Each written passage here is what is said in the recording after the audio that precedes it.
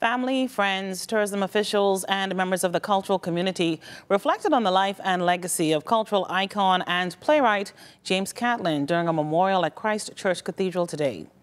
Catalyn was remembered by his close friends as a man who was born, bred, and died a proud Bahamian. Our LaDon Davis was there. He's been dubbed the Bahamian Shakespeare for his strong passion for Bahamian dialect, writing poems, plays, and books for all to enjoy. And dozens turned out on Thursday to pay their final respects to Bahamian cultural icon James Julius Catalyn at Christ Church Cathedral. During the special service, a photogenic picture and an urn covered in a sacred cloth were among the items on display to remember Catalyn's legacy.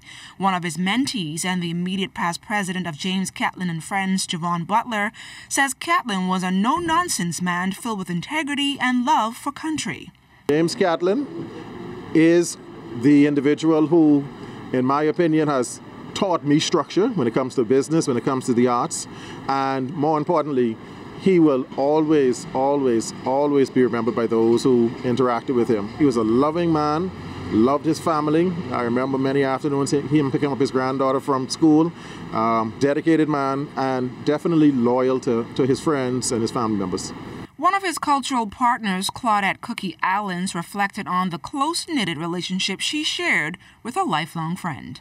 We knew each other, but through the theater we came to a common bond, and when he wanted to do the James Catalyn and Friends, he invited me to come because I was performing in another group, and it's been a love affair or whatever you call it from then.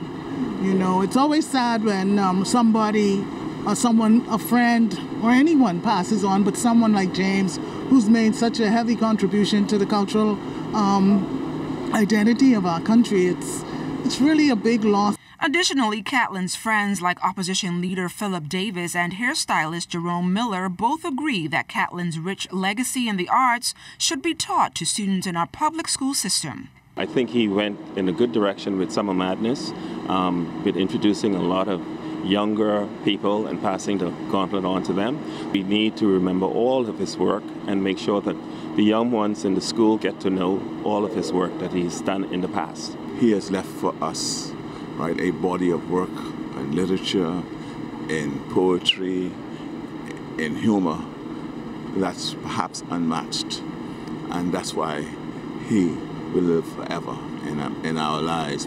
The 78-year-old cultural pioneer was cremated, and his ashes will be interred in the cemetery of the Ebenezer Methodist Church at a later date. LaDon Davis, ZNS Network News.